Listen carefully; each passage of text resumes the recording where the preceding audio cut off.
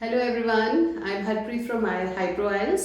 मैंने अपनी last video जिसमें आपके साथ शेयर किया था कि हमारे कितने लेवल्स होते हैं एक आइल्स के पेपर को क्रैक करने के लिए, वो डिस्कस किया था। आज मैं आपके साथ रीडिंग पैसेज के वो वाले क्वेश्चंस डिस्कस करूंगी जो आज तक सब स्टूडेंट्स के लिए ऑलमोस्ट एक बहुत बड़ा चैलेंज रहे हैं, specially true false not given, जिसे हम yes no and not given भी कहते हैं। आप वीडियो के एंड तक देखिए, आपको पता चल जाएगा कि मैं क्वेश्चन को कैसे करती हूँ सॉल्व और मेरा आंसर मैं स्किम करके उस पैसेज में से कैसे ढूंढती हूँ। अगर आप ये ट्रिक जो मैं आपके साथ शेयर करूंगी आप प्रैक्टिस करना शुरू कर देंगे, ये श्योर शॉट है कि आपका एक भी क्वेश्चन इस सेक्शन में कभी भी गलत नहीं होगा। मैं आज आपके साथ जो पैसेज ले रही हूँ वो है वर्कहॉलिक इकोनॉमी, जिसके 6 क्वेश्चंस हैं। मैं आपको सॉल्व करके बताऊंगी कि येस नो नॉट गिवन हम कैसे सिलेक्ट करते हैं। जनरली प्रॉब्लम क्या होती है कि स्टूडेंट्स अपने कीवर्ड्स नहीं उठाते हैं।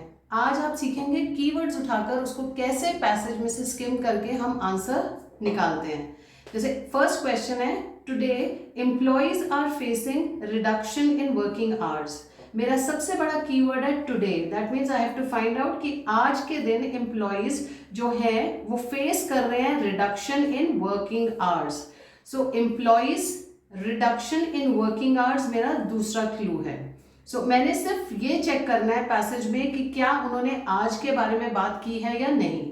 इसके लिए मैं कभी भी पैसेज पहले नहीं पढ़ती, मैं पहले क्वेश्चन को पढ़ के यहाँ से कीवर्ड्स उठाकर उनको यहाँ लोकेट करती हूँ। लोकेट करने का सबसे इजी तरीका है, आपने पैसेज को सिर्फ स्किम करना है। स्किम का मतलब है आपने उसको बहुत जल्दी में पढ़ना है, लेकिन उसको समझने की कोशिश नहीं करनी है। अब कीवर्ड मैंने यहाँ से ले लिया है, मैं यहाँ पर उसको स्किम करना स्टार्ट करती हूँ। यहाँ पर फर्स्ट सेंचुरी की बात हुई है।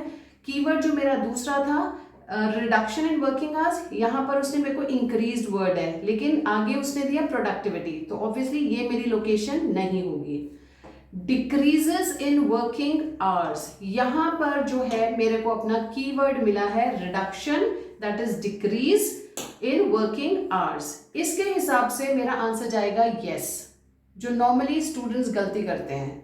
जो एक स्मार्ट स्टूडेंट होगा वो अपने सेकंड कीवर्ड को भी जरूर देखेगा, जहां पर उसने दिया हुआ है क्लियरली टुडे, आज की बात। आज की बात कहीं पर भी नहीं हुई है, इसलिए मेरा आंसर जाएगा नो। आपने हमेशा क्वेश्चन को अपनी मदर टंग में ब्रेक करके उसको समझना है, कीवर्ड्स उठाने हैं, कीवर्ड्स लोकेट करने हैं। जनरली स्टूडेंट्स क्या करते हैं, बहुत जल्दी करते हैं। रिडक्शन इन वर्किंग आवर्स मिल गया, एम्प्लॉइज मिल गया, तो आंसर जाएगा यस। वो भूल जाते हैं कि इंपॉर्टेंट कीवर्ड था टुडे, आज के दिन की कहीं पर बात नहीं हुई है, इसलिए ये मेरा आंसर नो में जाएगा। Now second question, social planners have been consulted about US employment figures. Question को मैंने अपनी मदर टंग में कन्वर्ट किया। सोशल प्लानर्स जो हैं वो कंसल्ट करते हैं किसको, यूएस एम्प्लॉयमेंट फिगर्स को। सो मैंने अब मेरा ये फर्स्ट आंसर यहाँ पर मिला था मुझे। अब सेकंड के लिए ऑब्वियसली मुझे उसके आगे देखना होगा। मुझे स्किम करते करते यहाँ पर सोशल प्लानर्स वर्ड मिला, यहाँ पर यूएस मिला। अब वापस मैं अपने क्वेश्चन पे जाऊंगी कि सोशल प्लानर्स को कंसल्ट किया जाता है अबाउट यूएस एम्प्लॉयमेंट फिगर। जब हमें कीवर्ड्स मिल जाएंगे हम वहीं से फुल स्टॉप तक उसको रीड करेंगे। Only a generation ago, social planners worried about what people would do with all this newfound free time. In the US, at least, it seems they need not have bothered. Question है, social planners को consult किया जाता है employment figure. यहाँ पर social planner भी है, US भी है, बट कहीं पर उसने हमें नहीं बोला कि वो उसे कंसल्ट करता है एम्प्लॉयमेंट फिगर के लिए। सो बिना डाउट सेकंड थॉट के ये मेरा क्वेश्चन होगा नॉट गिवन। अब third question, salaries have not risen significantly since the 1970s। Salaries have not risen significantly since 1970s। मेरे पास सबसे बड़ा कीवर्ड है मेरा जो यहाँ पर क्वेश्चन में दिया, दैट इज 1970। इसे स्किम करना आगे जब स्टार्ट करते हैं तो इस लाइन पे जाकर मुझे थर्ड लाइन पे मुझे 1970 सबसे बड़ा जो इंपॉर्टेंट मेरा कीवर्ड है वो मैंने लोकेट कर लिया। अब मुझे चेक करना है कि क्या salaries have not risen significantly since 1970। अगर तो salaries have not risen, answer जाएगा ट्रू। अगर सैलरीज हैव रिजन तो आंसर जाएगा यस। अगर मुझे पता ही नहीं है कि वो सैलरीज राइज हुई हैं या नहीं तो आंसर जाएगा नॉट गिवन। सो अब मेथड क्या मैं यूज करूंगी, फुल स्टॉप से फुल स्टॉप तक उस सेंटेंस को पढ़ूंगी। In fact working hours have increased noticeably since 1970s, perhaps because real wages है दूसरा word salaries के लिए, have stagnated since that year. That means stagnate का मतलब हुआ वो वहां पर रुक गई है, बढ़ी नहीं है ना कम हुई है, they are stagnant. So answer मेरा जाएगा yes. It has not risen means वो बिल्कुल भी नहीं बढ़ी है, जितनी सैलरीज 1970 में थी उतने ही सैलरीज अब भी हैं। सो आंसर मेरा जाएगा यस, बिकॉज वो कह रहा है सैलरीज जो है राइज नहीं करी है since 1970s। Fourth question, the economic recovery created more jobs. Economic recovery की वजह से बहुत सारी जॉब्स क्रिएट हुई हैं। क्वेश्चन हमारा ये है, इकोनॉमिक रिकवरी की वजह से बहुत सारी जॉब्स क्रिएट हुई हैं। अब हम इसको स्किम करना स्टार्ट करते हैं। स्किम करके एम्प्लॉयज के बारे में बात हुई है, एम्प्लॉयज वर्ड मुझे मिला, फिर आगे जाते जाएंगे और यहाँ पर जाकर इकोनॉमिक रिकवरी मुझे वर्ड मिल गया। अब मुझे चेक करना है कि क्या इकोनॉमिक रिकवरी ने बहुत सारी जॉब्स क्रिएट की हैं। Let us read. Indeed, the current economic recovery has gained a certain amount of notoriety for its jobless nature. Jobless nature means jobs कम हुई हैं। Question मुझे कह रहा है jobs बहुत create हुई हैं। So answer जाएगा no, क्योंकि ये ज़्यादा create नहीं हुई हैं बल्कि jobless हो गए हैं लोग। अब next question. Berlin's research shows that part-time employees work more efficiently. अगर इसकी रिसर्च हमें ये बताती है कि part-time employees work efficiently करते हैं तो आंसर हमारा जाएगा yes. अगर वो efficiently नहीं करते हैं आंसर जाएगा no. अगर हमें पता ही नहीं है कि part-time employees कैसा काम करते हैं, efficiently करते हैं या non efficiently, तो आंसर जाएगा not given. अब मेरा सबसे बड़ा कीवर्ड है ये नेम, तो इसको मैं स्किम करना स्टार्ट करती हूँ पैसेज को। मेरे को जहां पर ये नेम मिलेगा मेरा आंसर वहां से स्टार्ट होगा। सो स्किम करते करते ये क्वेश्चन हमारा, हमें ये वाला नेम यहाँ पर मिला। अब यहाँ से पढ़ते हैं कि क्या उसने इसके बारे में बात करी है पार्ट टाइम एम्प्लॉयज के बारे में। Bellin adds that many corporate managers find it difficult to measure the contribution of their underlings to a firm's well-being, so that they use the number of hours worked as a proxy. कहीं पर उसने बात नहीं करी है part time employees की, तो मैं अपना टाइम वेस्ट नहीं करूंगी इस पैसेज पे, मैं आगे इस नेम को फिर से स्किम करूंगी। Although the image of good, मैंने जब स्किम करना स्टार्ट किया तो मुझे यहाँ पर ये मिल गया इसका नेम। अब मैं यहाँ पर चेक करूंगी क्या वहां पर उसने पार्ट टाइम एम्प्लॉयज की बात की है या नहीं। Bellin says it doesn't fit the facts. She cites both quantitative and qualitative studies that show increased productivity for part-time workers.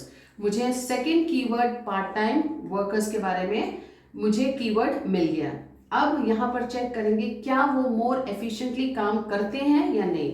They make better use of the time they have and they are less likely to succumb to fatigue in stressful jobs.